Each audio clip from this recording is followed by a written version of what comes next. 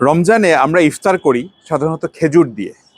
কিন্তু আপনি কি জানেন যে ছোট্ট এই ফলটার মধ্যে রকিয়ে আছে অলৌকিক যৌন শক্তি বৃদ্ধির ক্ষমতা? এমনকি আমাদের হাদিসে রাসূলুল্লাহ সাল্লাল্লাহু আলাইহি সাল্লাম বলেছেন যে তোমরা ইফতারের সময় খেজুর খাও, কারণ খেজুর বরকতময়। এই ছোট্ট একটি ফলটার মধ্যে আসলেই অলৌকিক অনেক শক্তি লুকায়িত রয়েছে। খেজুর খাওয়ার ফলে দেখা যাচ্ছে যে কি হতে পারে আমরা একটু জেনে নিই। এই খেজুর আমাদের মেটাবলিজমকে বাড়িয়ে দেয় এবং আমাদের যে মেলাটোনিন হরমোন আছে, মেলাটোনিন হরমোনকে সেটা ইনক্রিজ করে বা বৃদ্ধি করে। এছাড়াও দেখা যাচ্ছে যে খেজুর খুব বেশি পরিমাণে স্পার্ম কাউন্ট বাড়িয়ে দেয়, বীর্যের যে গাঢ়ত্ব বা ঘনত্ব আছে সেটাকে বাড়িয়ে দেয়। এছাড়াও দেখা যাচ্ছে খেজুর টেস্টোস্টেরন বৃদ্ধিতে অবশ্যই সহায়তা করে।